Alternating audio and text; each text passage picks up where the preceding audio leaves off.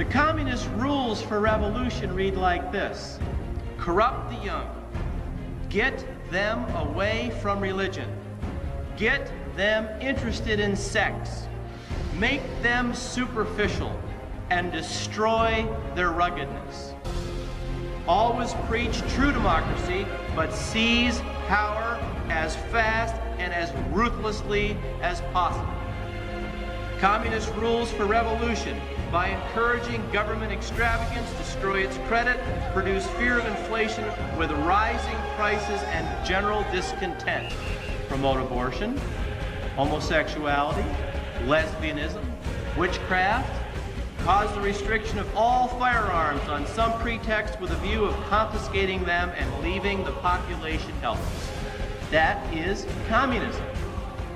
Let me tell you what communists do. You want to know when you've got a communist? This was the plan passed from Joseph Stalin to various communist district organizers in helping America self-destruct. Religion, discredit all Christian creeds. What have we got today? We've got occult cartoons, occult in the bookstores, and occult movies and occult videos. In the ethical area, corrupt morality by advocating promiscuity and degenerate perversion. During the early part of Bill Clinton's administration, under Jane Alexander, American taxpayers financed a 3-foot mound of synthetic excrement, a sculpture of 2 women engaging in oral sex, a film actually showing one man pushing his head into another man's rectum, a photo of a man with a bullwhip in his rectum, a film depicting Jesus Christ as a topless woman. Wake up! This is communism!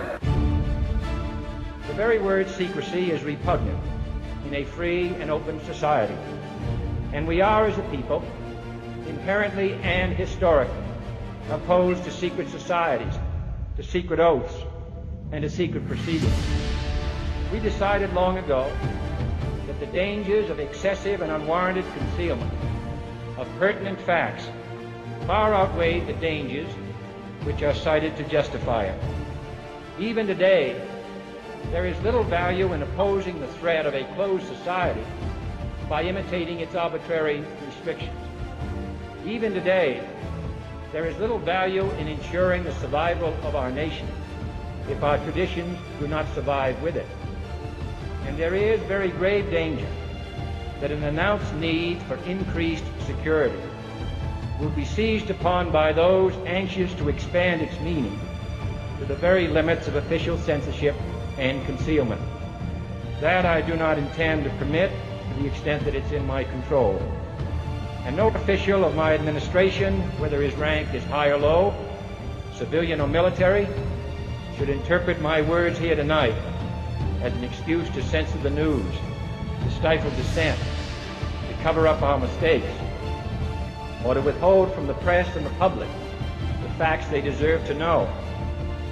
For we are opposed around the world by a monolithic and ruthless conspiracy that relies primarily on covert means for expanding its sphere of influence, on infiltration instead of invasion, on subversion instead of elections, on intimidation instead of free choice, on guerrillas by night instead of armies by day.